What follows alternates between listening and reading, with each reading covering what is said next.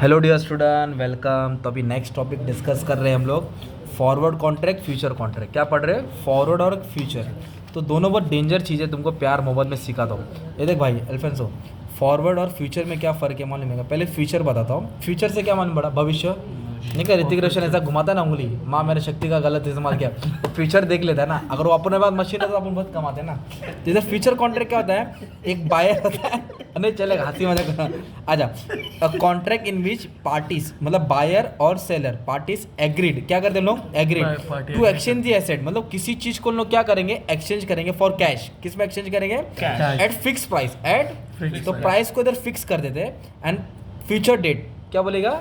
जैसे 1 महीना, 2 महीना, 3 महीना, तो उसको बोलते हैं फ्यूचर कॉन्ट्रैक्ट। क्या बोलते हैं उसको? फ्यूचर। मतलब क्या हो गया? मान लो मैंने आपसे क्या बोला, मैं आपका फर्नीचर खरीदूंगा। क्या खरीदूंगा? फर्नीचर। चल तेरा मोबाइल खरीदूंगा, तो मोबाइल का प्राइस है मान ले 50,000। मोबाइल का प्राइस कितना है? 50,000। और मैं बोला 1 महीने के बाद खरीदूंगा। कितना?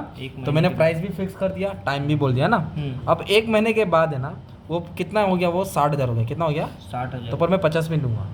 किस में लूंगा? 50 पे। अभी नहीं तो तेरा 10,000 लॉस हो गया ना भाई। हाँ। क्योंकि अपना क्या कॉन्ट्रैक्ट तो पहले बन गया ना। हाँ। तेरा खरीदूंगा, हाँ खरीद रहा है, पर अपना प्राइस क्या हो गया था? फिक्स हो गया।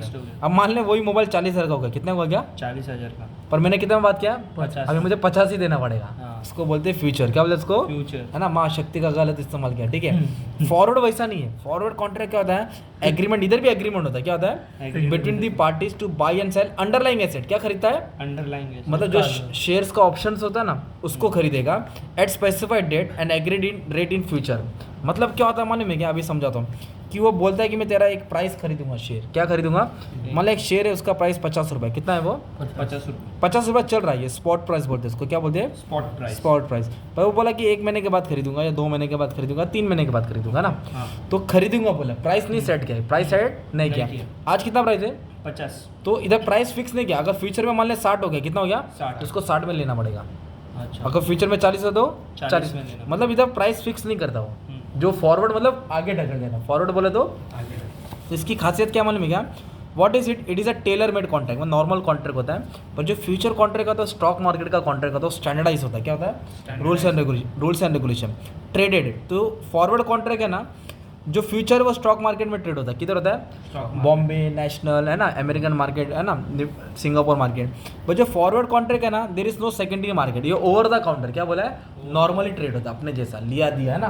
मुंह बोली जबान है ना, सुपारी लिया चूना लगाया, सुपारी खाया चूना लगाया, वैसा। सेटलमेंट मैच्योरिटी डेट कभी होता है? ये एक टाइम बनेगा ना, 1 महीना, 2 महीना, 3 महीना, तब होगा। ये डेली बेसिस पे सेटलमेंट लिया दिया, इंट्राडे होता है। रिस्क इधर रिस्क ज़्यादा रहता है फॉरवर्ड में, है ना। और फ्यूचर में रिस्क क्या है? कम है। Default as they are private agreement, the chance of default और रिलेटिव है। ये प्राइवेट एग्रीमेंट रहता है, तो इधर क्या होता है? डिफॉल्ट ज़्यादा हो सकता है। सामने वाला क्या हो जाए? पलट सकता है, सामने वाला पलट सकता है। पर ये क्या है? फ्यूचर कॉन्ट्रैक्ट होता है, ये स्टॉक मार्केट में, तो कोई पलटने का चांसेस नहीं है, एकदम लीगल होता है। साइज ऑफ कॉन्ट्रैक्ट डिपेंड करता है कि क्या साइज़ है, मतलब कॉन्ट्रैक्ट का टर्म कैसा है। इधर फ्यूचर कॉन्ट्रैक्ट का साइज़ फिक्स रहता है। क्या रहता है? आपको इतना भाई तो खरीदना पड़ेगा। कोलेट्रल मतलब गिरवी, तो फॉरवर्ड में कोई चीज़ की गिरवी लेने की ज़रूरत नहीं है, पर फ्यूचर में तुमको कुछ पैसा एडवांस जमा करना पड़ता है। इनिशियल मार्जिन बोलते हैं। क्या बोलते हैं? Initial margin. कुछ भी फ्यूचर कॉन्ट्रैक्ट बाय करेगा ना, कम से कम लाख रुपया लगता है एक कॉन्ट्रैक्ट बाय करने का। मैच्योरिटी जब कॉन्ट्रैक्ट खत्म होएगा, ये जो उसने ट्रेड लिया 1 महीना, 1 हफ्ता, उसके हिसाब से प्री डिटरमाइंड डेट फिक्स रहता है ना, ये खुद रेगुलेट करते हैं। और फ्यूचर को कौन संभालता है? Stock exchange. कौन संभालता है? Stock exchange. और फॉरवर्ड के लिए कोई मार्जिन की ज़रूरत नहीं है, पर फ्यूचर के लिए मार्जिन देना पड़ता है, एडवांस एक तरफ से देना पड़ता है। स्क्वायरिंग ऑफ स्क्वायरिंग मतलब बेचना।